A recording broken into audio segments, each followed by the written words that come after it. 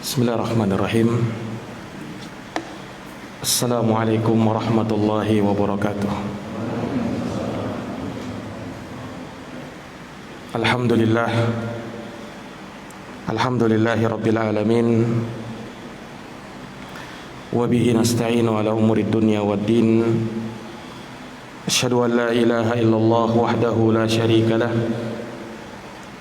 Wa asyhadu anna Muhammadan abduhu wa rasuluh. Sallallahu alaihi wa ala alihi wa sahbihi wa man tabi'ahum bi ihsanin ila yaumiddin wa sallama tasliman katsira, amma ba'd.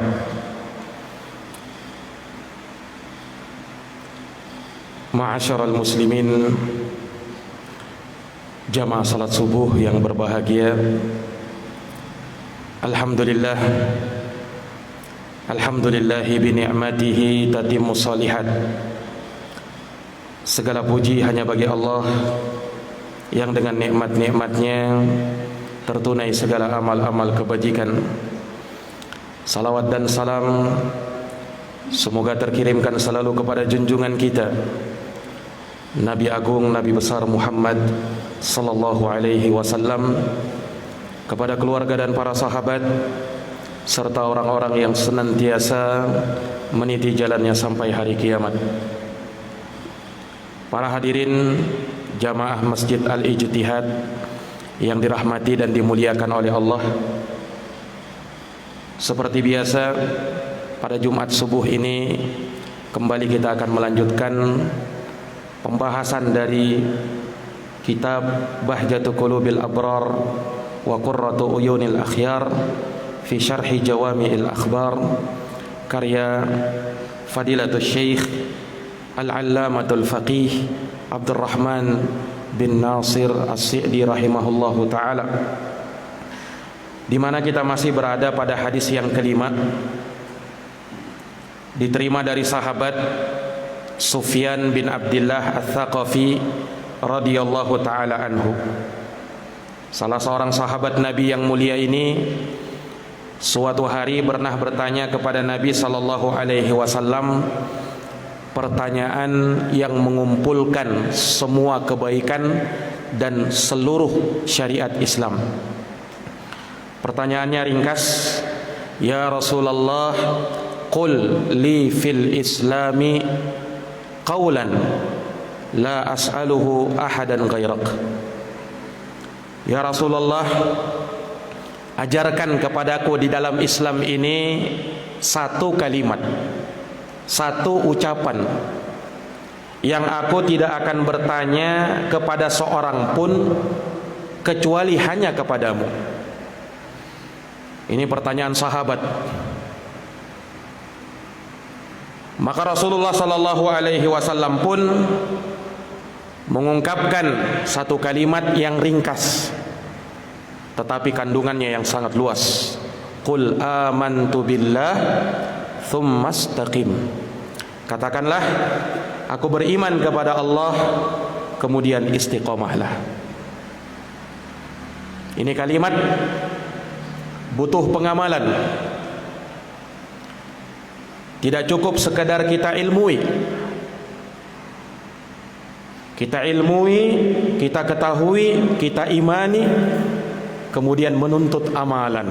Nah, itulah istiqomah. Sebab kenapa? Ilmu tanpa amal, kata para ulama, seperti pohon tanpa buah, kurang manfaatnya. Dan Allah Subhanahu wa ta'ala hanya akan menambah bagi orang-orang yang beramal ketaatan kepada Allah Subhanahu wa ta'ala dan terus bisa istiqomah. Walladzina ihtadaw zadahum huda.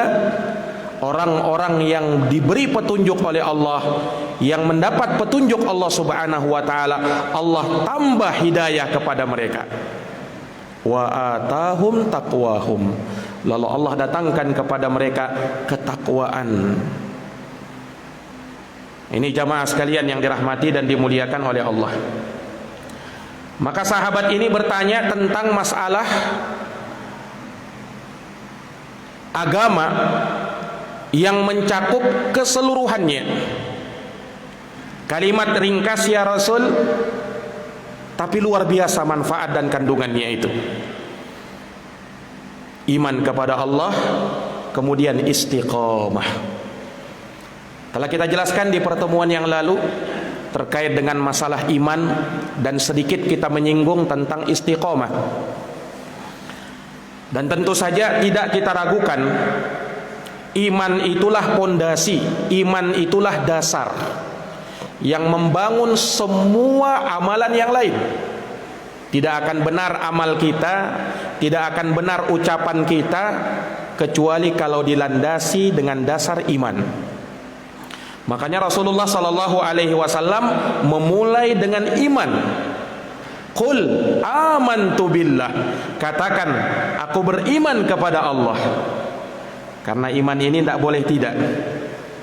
Iman ini harus ada. Iman ini harus tertanam. Dengan keimananlah Allah Subhanahu wa taala akan mendatangkan kecintaan kepada kita.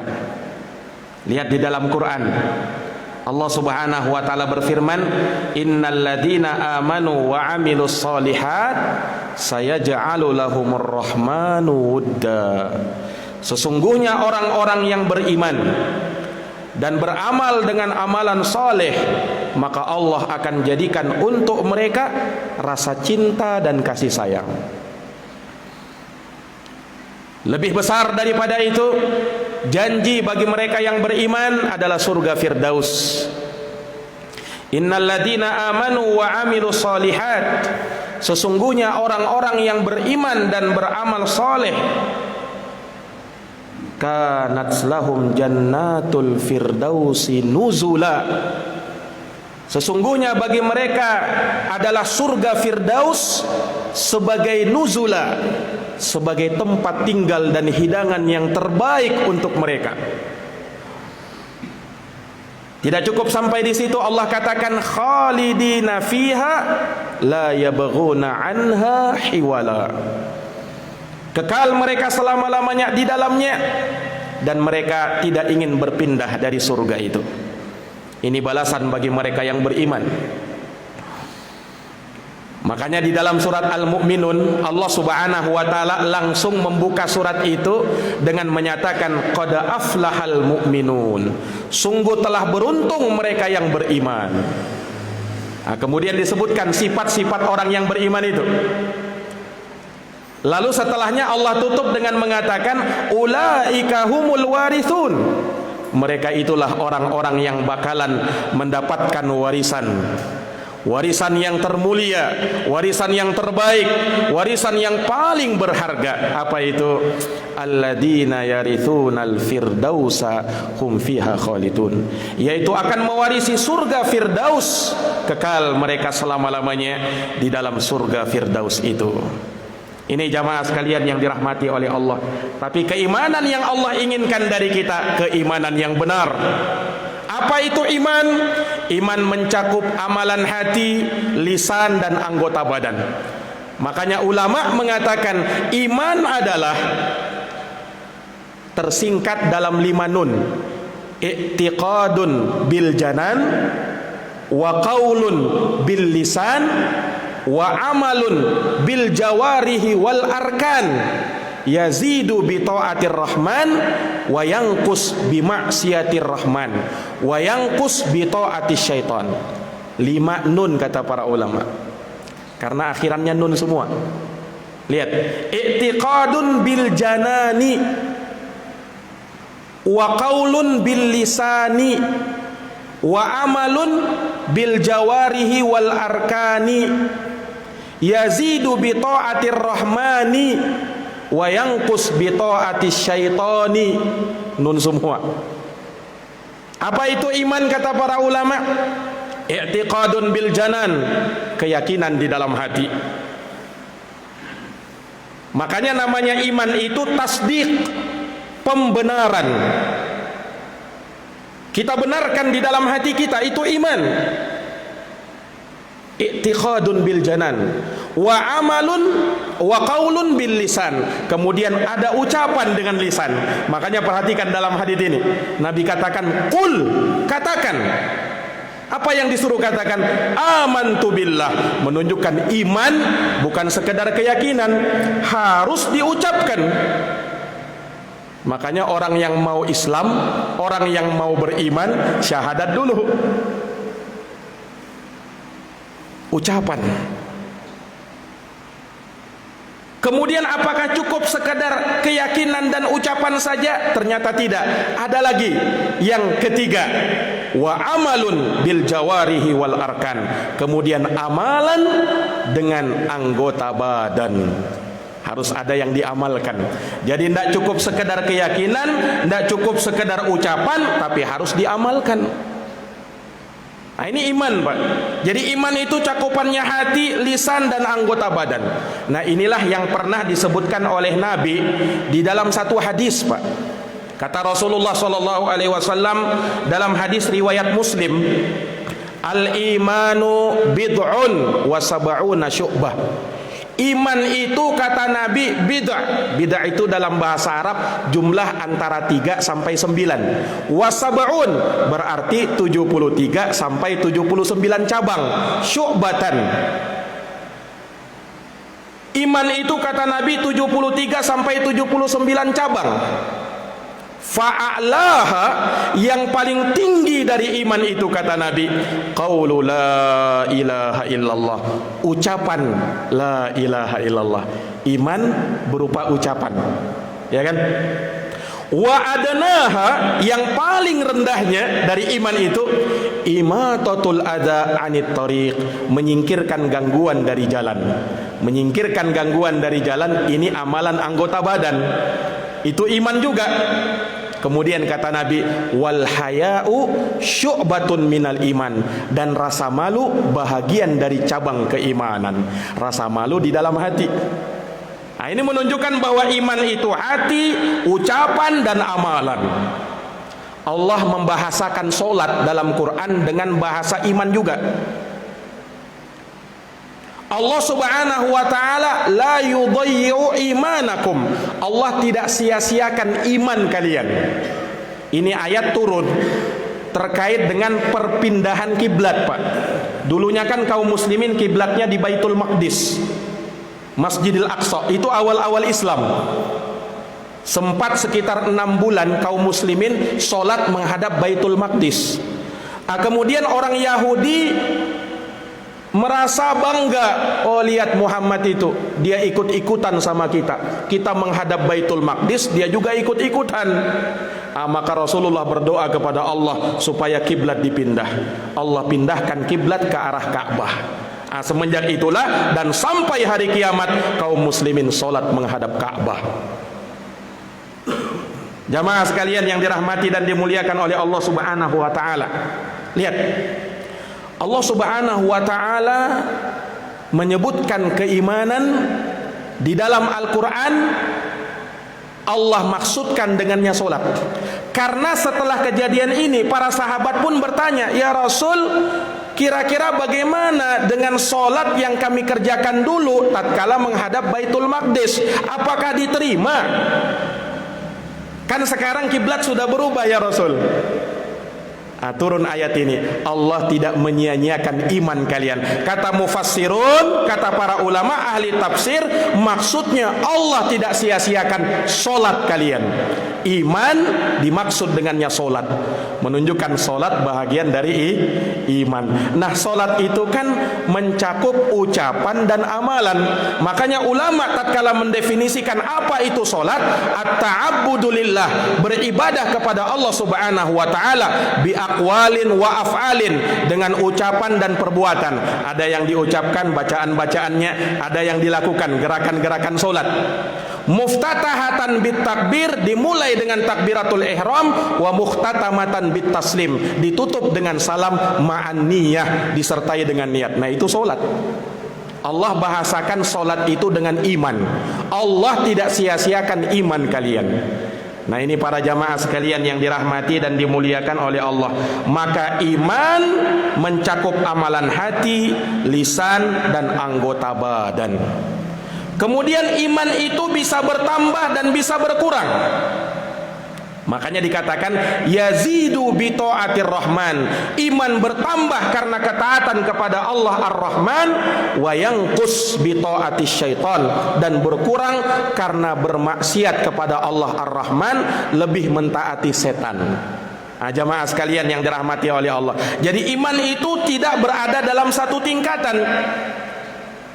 Nabi mengatakan imannya sahabatku Abu Bakar kalau ditimbang dengan iman seluruh orang yang ada di dunia ini, niscaya imannya Abu Bakar lebih berat. Tidak mungkin sama iman kita dengan iman sahabat, apalagi imannya Abu Bakar radhiyallahu taala anhu. Nah, ini para jamaah sekalian. Makanya perlihat di dalam hadis, tatkala kaum muslimin diperintahkan untuk mengingkari suatu kemungkaran, man ra'a minkum mungkaran falyughayyirhu biyadihi. Kalau lihat yang mungkar-mungkar, rubah dengan tangan, kata Nabi. Fa illam yastati fa bilisanih. Kalau tidak mampu dengan lisanmu, ubah dengan lisanmu. Fa illam yastati fa biqalbih. Kalau tidak mampu juga maka dengan hati. Wa dzalika adhaful iman. Itulah selemah-lemahnya iman. Ketika Nabi mengatakan itulah selemah-lemahnya iman, berarti ada iman yang di atas itu. Ada iman yang lebih tinggi daripada itu. Maka iman dapat bertambah dan dapat berkurang. Jamaah yang dirahmati dan dimuliakan oleh Allah, apa kiranya amalan yang bisa menambah iman kita? Apa kiranya amalan yang bisa menguatkan iman kita? Banyak, Pak. Salah satunya apa yang disebutkan Nabi di dalam hadis ini. Apa itu? Inilah kunci dari semua amalan semuanya. Istiqomah. Lihat, Pak, ketika Nabi ditanya, ya, ucapan yang mencakup seluruh syariat ini, Nabi tidak katakan kamu beriman lalu sholat, atau Nabi katakan kamu beriman kemudian puasa, atau lebih daripada itu kamu beriman kemudian lakukan rukun Islam yang 5. Enggak. Nabi katakan ternyata apa? Kamu beriman kemudian istiqomah. Kenapa? Istiqomah mencakup semuanya, Pak. Supaya lebih melingkup. Kalau cuma dikatakan sholat saja, mungkin orang berpikir, oh kalau gitu sholat aja saya, yang lainnya belum tentu. Tapi kalau dikatakan istiqomah, berarti semuanya. Subhanallah. Nah, inilah Rasulullah sallallahu alaihi wasallam. Kalimat-kalimat beliau ringkas tapi luar biasa padat, luas makna dan kandungannya. Jamaah yang dirahmati oleh Allah, apa itu istiqomah? Telah kita sebutkan kemarin, yang namanya istiqomah luzumu taatillah. Sebagaimana kata Imam An-Nawawi rahimahullahu taala, al-istiqomah, kata beliau, luzumu taatillah. Yang namanya istiqomah melazimi, terus-menerus berada di atas ketaatan kepada Allah. Nah, inilah beratnya di sini. Orang mungkin bisa istiqomah, orang mungkin bisa taat kepada Allah di satu waktu, tapi apakah bisa terus menerus seperti itu? Disinilah letak beratnya istiqomah, Pak. Karena orang yang istiqomah, dia tidak hanya mencukupkan dengan satu amalan, tapi dia sambung dengan amalan yang berikutnya. Selesai satu amalan, dia sambung dengan amal berikutnya. Selesai satu amalan, dia sambung lagi dengan amal berikutnya. Nah, itu istiqomah. Sesuai dengan firman Allah Subhanahu wa taala, fa idza faraghta fansab. Apabila kamu telah selesai dari melakukan suatu ibadah, fansab, tancapkan lagi. Apa yang ditancapkan? Ibadah yang lain. Ini jamaah sekalian yang dirahmati dan dimuliakan oleh Allah. Jadi ini istiqomah. Nah, subhanallah, kalau manusia itu berada terus di atas apa yang dia lakukan, maka malaikat Allah Subhanahu wa taala akan turun dari atas langit ke kita, menyalam-nyalami kita. Selamat. Tapi subhanallah, manusia tidak bisa seperti itu, Pak. Yang namanya manusia pasti pernah salah. Yang namanya manusia pasti pernah berdosa. Innakum tukhti'una bil-laili wan-nahar, kata Allah dalam hadits qudsi. Kalian itu wahai manusia selalu saja bersalah siang dan malam. Bagaimana mau istiqomah setiap saat?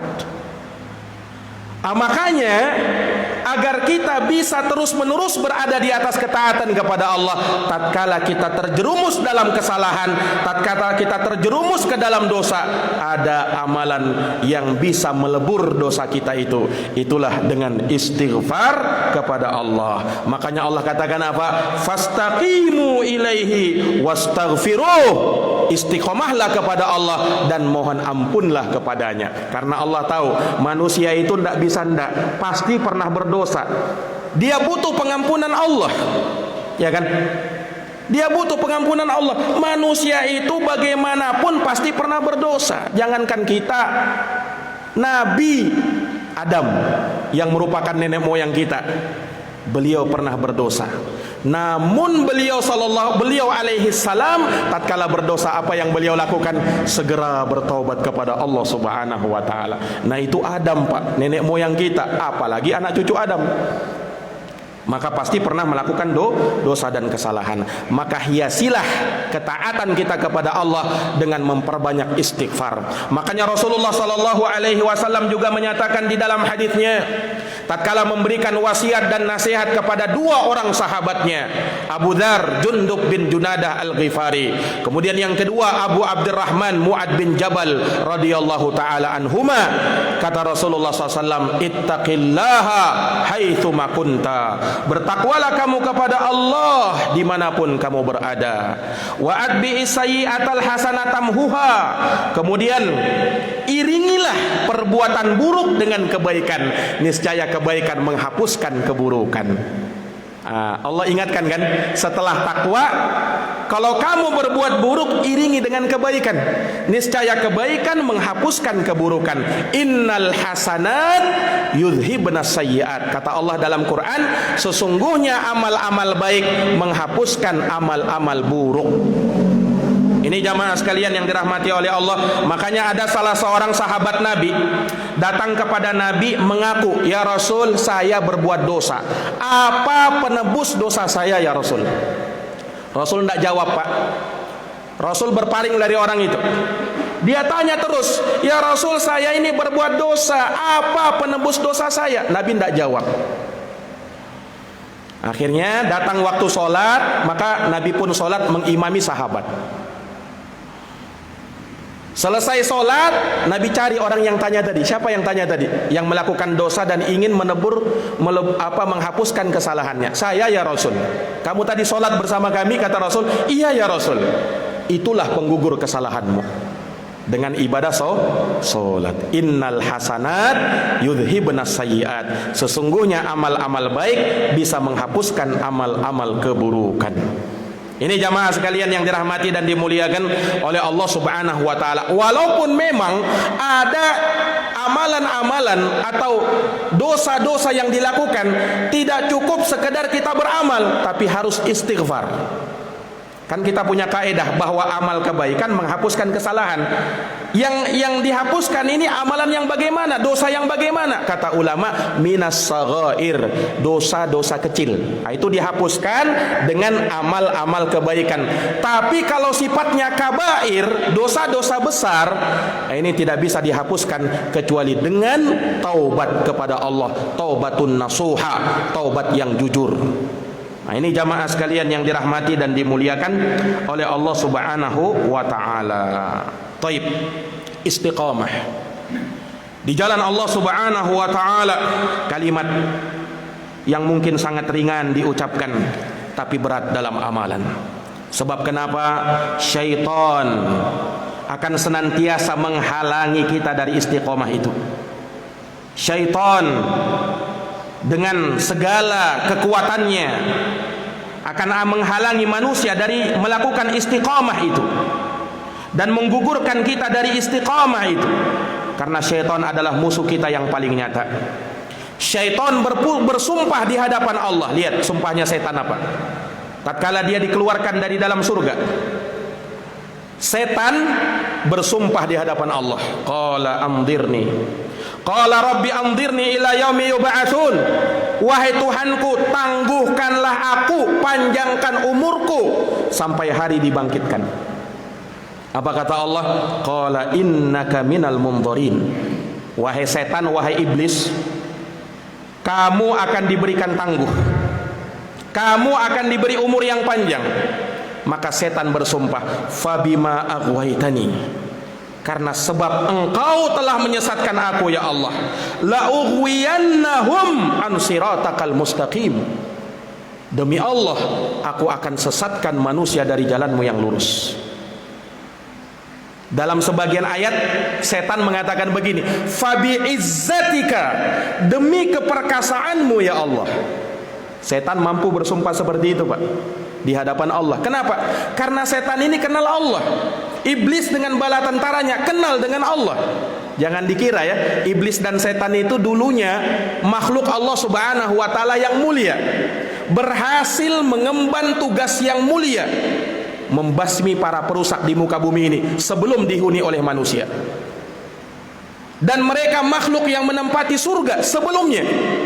Ketika Allah Subhanahu wa taala datangkan ujian kepada mereka, Allah ciptakan Nabiullah Adam alaihi salam.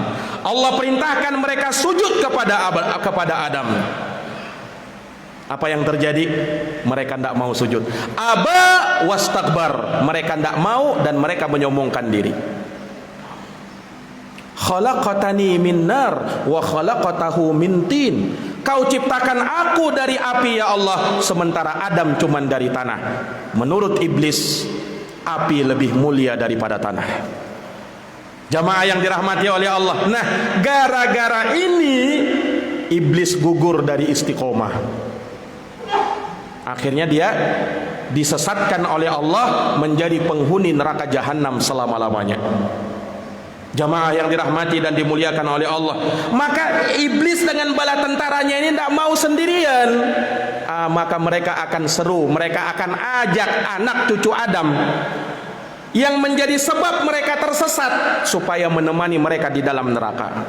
Maka mereka pun akan mengintai kita dari segala penjuru, dari kanan, kiri, depan dan belakang kita. Setan akan terus mengawasi kita. Para jamaah sekalian yang dirahmati oleh Allah, nah ini musuh yang berat. Ini musuh yang berat. Sebab kenapa? Mereka bisa lihat kita sementara kita tidak lihat mereka. Innahu yarakum huwa wa qabiluhu min haitsu la tarawnahum. Sesungguhnya setan itu bisa melihatmu dari arah yang kamu tidak bisa melihat mereka. Jamaah yang dirahmati dan dimuliakan oleh Allah, makanya istiqomah disinilah perkara yang amat penting setelah kita beriman kepada Allah Subhanahu wa taala. Kemudian apa kiranya kiat agar kita bisa istiqomah? Apa kiranya perkara yang bisa membantu kita agar kita bisa istiqomah? Jamaah yang dirahmati dan dimuliakan oleh Allah, di antara perkara yang bisa membantu kita agar kita bisa istiqomah di jalan Allah Subhanahu wa taala, yang pertama adalah ikhlas dalam beramal. Dan selalu menghadirkan keikhlasan itu. Selalu menghadirkan apa? Keikhlasan itu. Karena Allah Subhanahu wa taala meminta dari kita ikhlas dalam beramal. Wa ma umiru, tidaklah mereka diperintah illa kecuali liya'budullah, agar mereka beribadah kepada Allah mukhlishina lahuddin, bukan sekedar ibadah tapi harus mengikhlaskan ibadah itu untuk Allah Subhanahu wa taala. Ikhlas. Alla lillahi dinul khalis, ketahuilah milik Allah Subhanahu wa taala agama yang khalis, agama yang ikhlas itu.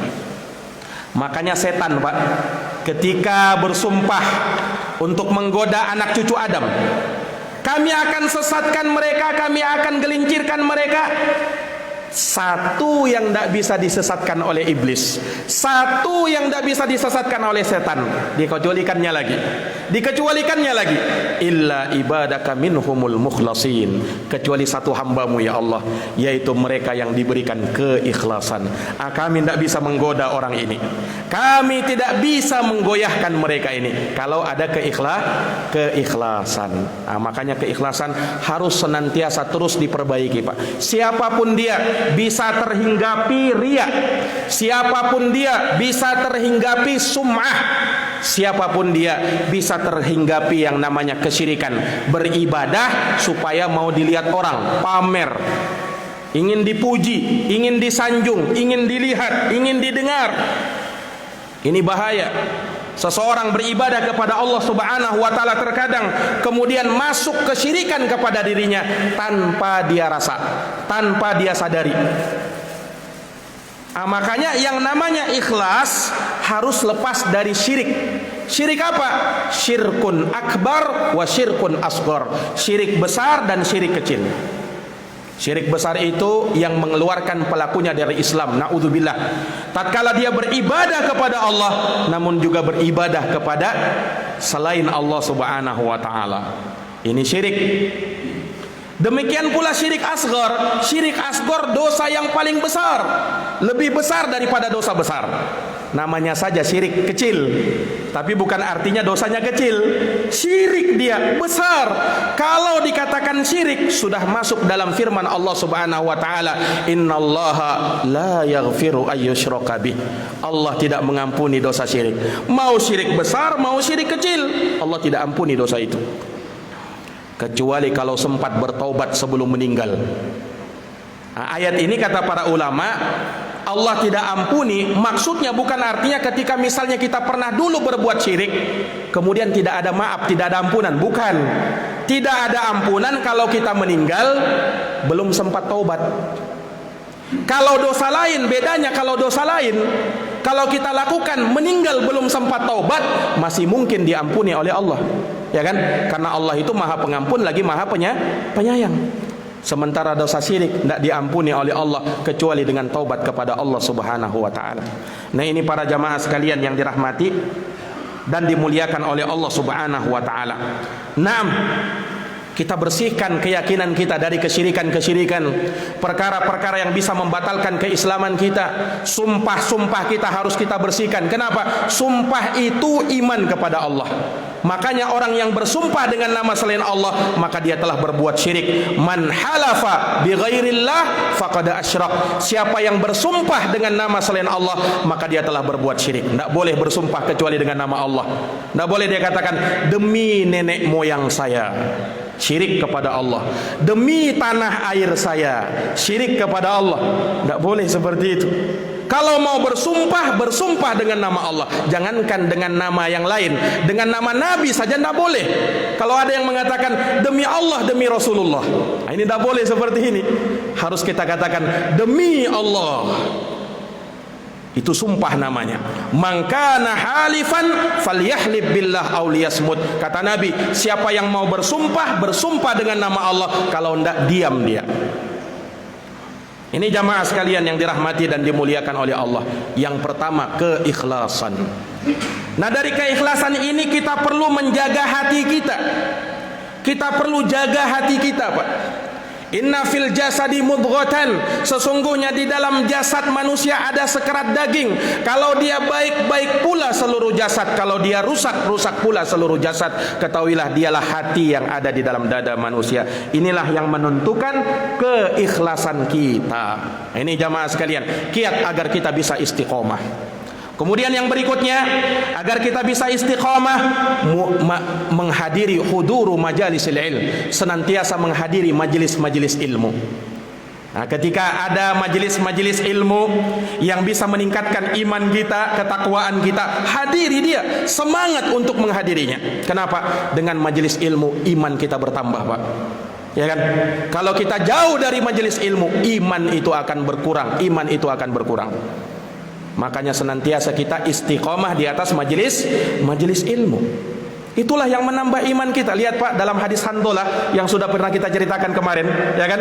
Ketika dia bersama Rasulullah, luar biasa imannya naik, seakan-akan surga dan neraka sudah terpampang di hadapan kedua matanya. Tapi kalau tidak ada di majelisnya Rasulullah, lupa lagi mereka. Nah, inilah majelis ilmu yang membuat kita istiqomah. Dan tentu luar biasa orang-orang yang menghadiri majelis ilmu itu, disebut namanya oleh Allah Subhanahu wa taala, dibanggakan oleh Allah Subhanahu wa taala di hadapan para malaikat. Lihat ketika Nabi sallallahu alaihi wasallam lewat di hadapan para sahabat. Para sahabat ini sedang mudaqaratul ilm, sedang memudaqarah ilmu, bermajelis ilmu. Nabi datang kepada mereka dengan tergopoh-gopoh. Nabi SAW kemudian tanya, apa yang kalian lakukan ini? Kata para sahabat, ya Rasulullah, kami duduk-duduk bermajelis ilmu ya Rasulullah. Allahi, apakah kalian berani bersumpah demi Allah tidak ada niat kalian kecuali itu? Kata para sahabat, demi Allah ya Rasulullah, tidak ada niat kami kecuali ini. Kata Rasulullah, demi Allah, kata Rasulullah, aku tidak meminta kepada kalian bersumpah karena meragukan niat kalian. Tidak.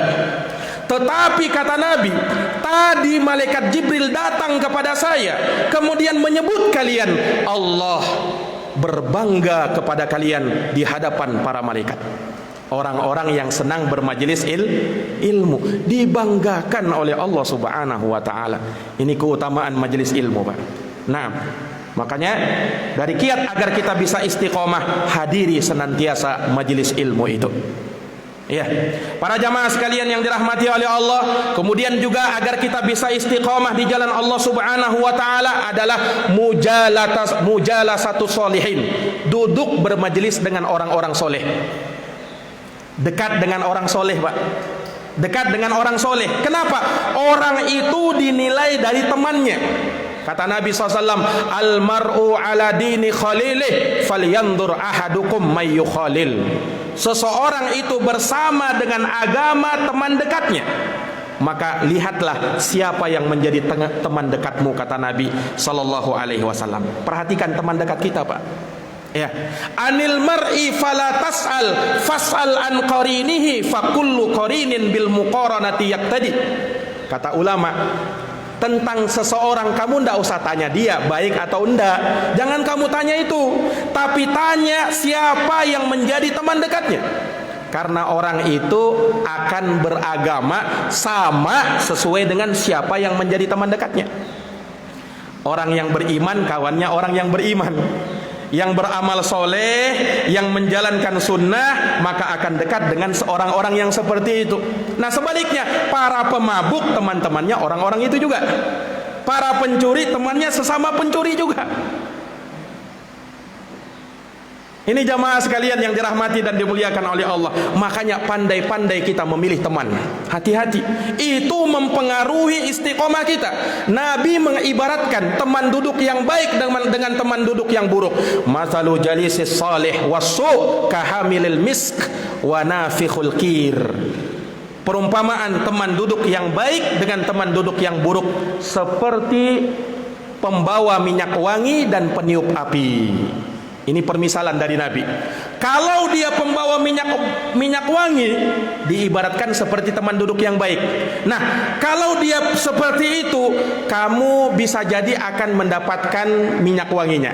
Ya boleh jadi karena dia temanmu kan, mungkin nanti kamu akan diberi hadiah dengan minyak wanginya.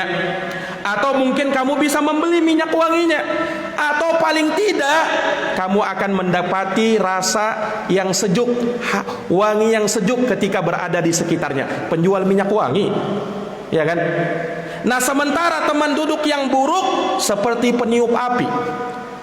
Hati-hati kamu, kalau tidak dia membakar bajumu karena peniup api dia, atau bisa jadi paling tidak minimalnya kamu mendapatkan bau yang tidak baik di sekitarnya. Namanya peniup api. Subhanallah. Ini ibarat dari Nabi sallallahu alaihi wasallam. Karena orang itu ya terpengaruh dengan siapa yang menjadi temannya. Nah, fala tarkanu ilal ladina dzalamu fatamassakumun nar. Jangan kamu condong dekat dengan orang-orang zalim sebab nanti kamu akan disentuh dengan api neraka. Nah, makanya perlu selektif dalam memilih teman. Ini jamaah sekalian, ini kiat agar kita bisa istiqamah di jalan Allah Subhanahu wa taala. Kemudian apa lagi? Bersabar di dalam menjalankan ketaatan, bersabar di dalam meninggalkan maksiat, bersabar di dalam menghadapi ujian dan cobaan. Sabar itu dalam 3 perkara ini. Kalau dia lulus dalam 3 perkara ini, itulah orang yang penyabar. Sabar dalam menjalankan perintah Allah. Perlu sabar, Pak. Kita melakukan ketaatan ini, iya kan? Perlu sabar. Sabar dalam meninggalkan maksiat kepada Allah. Perlu sabar. Dorongan syahwat itu kuat. Dorongan syahwat itu kuat. Dan jiwa itu selalu memerintahkan kepada yang buruk. Innan nafsa la ammaratun bisu illa man rahima rabbi. Nafsu itu memerintahkan kepada yang buruk, kecuali yang dirahmati, nafsu yang dirahmati oleh Allah Subhanahu wa taala. Jamaah sekalian yang dirahmati oleh Allah. Kemudian sabar dalam menghadapi ujian dan cobaan. 3 ini saja. Kalau dia mampu ini, itulah orang yang penyabar. Wasbir nafsak ma'alladina yada'una rabbahum bil ghadati wal ashi yuriduna wajha. Sabarkanlah dirimu, kata Allah, bersama dengan orang-orang yang mereka berdoa kepada Rabb mereka di pagi dan petang hari, senantiasa beribadah kepada Allah. Sabarkan dirimu kepada mereka. Mereka itulah orang-orang yang mengharapkan wajah Allah Subhanahu wa taala. Sabar ini luar biasa. Pahala, ibadah, amalan secara umum dibalas oleh Allah 10 kali lipat sampai 700 kali lipat. Sabar tanpa batas. Tanpa batas. Innama yuwaffas sabiruna ajrahum bighairi hisab. Sesungguhnya Allah cukupkan balasan orang-orang yang bersabar tanpa hisab. Lihat, Pak, tanpa hisab, tanpa perhitungan. Jadi bukan lagi 10, bukan lagi 700, lebih daripada itu, tanpa batas. Ini jamaah sekalian yang dirahmati oleh Allah. Kemudian ta'mirul masajid. Di antara kiat istiqomah, senantiasa kita makmurkan, Pak, masjid-masjid Allah. Ya, makmurkan masjid-masjid Allah Subhanahu wa taala itu. Dengan kita beribadah di masjid, dengan kita melakukan kegiatan yang baik di masjid Allah Subhanahu wa taala, makmurkan masjid Allah Subhanahu wa taala. Nah, ini kiat agar kita bisa istiqomah. Nah, jamaah yang dirahmati dan dimuliakan oleh Allah Subhanahu wa taala, lihat orang yang pada hari kiamat dinaungi oleh Allah, hari yang tiada naungan kecuali naungannya Allah Subhanahu wa taala. Salah satunya apa? Wa rajulun qalbuhu mu'allaqun bil masajid. Seseorang yang hatinya senantiasa terpaut dengan masjid-masjid Allah Subhanahu wa taala. Yang terakhir, kiat agar kita bisa istiqomah adalah dengan kita senantiasa mengingat kematian. Ini, Pak, mengingat kematian. Itulah yang membuat kita istiqomah. Jamaah yang dirahmati dan dimuliakan oleh Allah, ingat mati. Rasulullah sallallahu alaihi wasallam menyebutkan a'maru ummati ma baina sittina wa sab'in. Umur umatku hanya 60 sampai 70 tahun. Wa aqal man yajuzu zalik. Sedikit, kata Nabi, yang melampaui itu. Waja'akumun nadhir, sudah datang kepada kalian peringatan. Para mufassir mengatakan peringatan yang dimaksud di dalam ayat ini adalah tumbuhnya uban. Kalau sudah beruban, itu peringatan dari Allah Subhanahu wa taala. Peringatan apa? Kematian semakin dekat, jamaah sekalian. Semua dari kita pasti akan meninggal. Nah, sementara ketika kita meninggal, semua kita tinggalkan. Keluarga kita tinggalkan, sanak saudara kita tinggalkan, harta yang kita tumpuk selama ini kita tinggalkan. Yatsba'ul mayyit salasah, kata Nabi, yang mengikuti orang yang meninggal 3. Maluhu, hartanya, wa ahluhu, keluarganya, wa amaluhu, dan amalnya. Yarji'usnan, 2 kembali, wa yabqa ma'ahu wahid, 1 yang tetap bersama dia. Apa yang tetap? Amalan. Nah, ini para jamaah sekalian, makanya ingat kematian. Dengan mengingat kematian, hati kita akan semakin lembut. Dengan mengingat kematian, kita akan semakin istiqomah di jalan Allah Subhanahu wa taala. Kenapa? Karena kita sadar kita ini tidak akan hidup selamanya. Sebentar waktu itu. Lihat Pak, kalau kita renungkan kehidupan kita ini, tidak terasa ya. Saya ini sudah 30 tahun, saya ini sudah 40 tahun, saya ini sudah 50, 60, mau jalan 70. Rasa-rasanya baru-baru aja kemarin sore. Subhanallah, memang waktu itu cepat. Waktu itu cepat Pak. Dan kematian sudah ada di depan mata. Ketika kematian datang, tidak berguna lagi yang namanya amalan. Tidak berguna lagi yang namanya penyesalan. Orang kafir mau kembali ke dunia. Rabbirji'un, ya Allah kembalikan aku ke dunia. La'alli a'malu salihan fima taraktu. Barangkali aku bisa beramal soleh ya Allah. Dulu aku tinggalkan itu amal soleh. Barangkali aku bisa beramal soleh. Kata Allah Subhanahu wa taala, kalla, tidak bisa. Sesungguhnya itu hanya ucapanmu saja.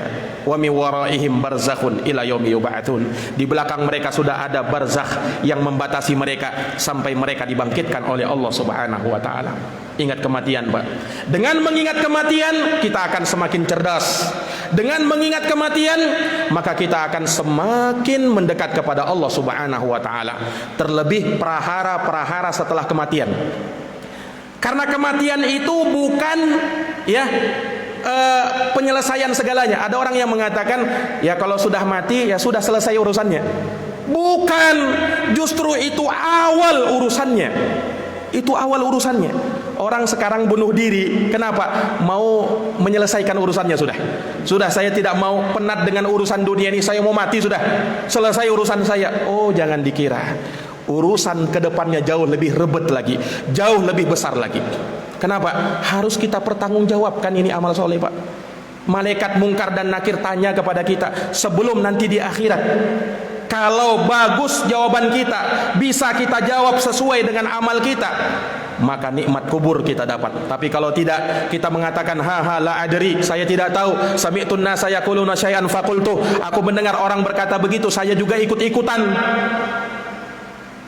Allah Subhanahu wa taala siksa mereka di alam kuburnya dengan palu gada yang kata Nabi, kalau palu ini dipukulkan ke gunung, gunung rata dengan tanah. Menjadi tanah, Pak, bukan jadi kerikil ya. Jadi tanah.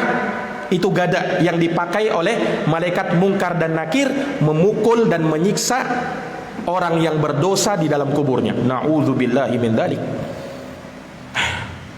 Itu baru dikubur, Pak. Bagaimana lagi di akhirat nanti?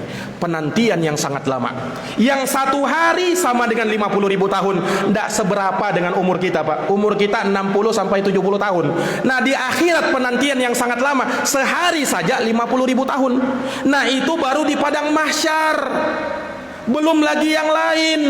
Belum lagi melewati sirat, jembatan titian, ya. Belum lagi melewati kantarah, jembatan setelah sirat tadi. Ada lagi kantarah. Disitulah diselesaikan urusan manusia. Yang pernah berbuat zolim kepada si fulan, diselesaikan urusannya. Yang pernah mengambil harta si fulan, diselesaikan urusannya. Yang pernah mencela, menggibah orang lain, diselesaikan urusannya. Di mana? Di kantarah itu, Pak. Semoga Allah selamatkan kita darinya. Semoga Allah Subhanahu wa taala membersihkan dosa-dosa kita. Semoga Allah memberikan keselamatan kita di akhirat nanti.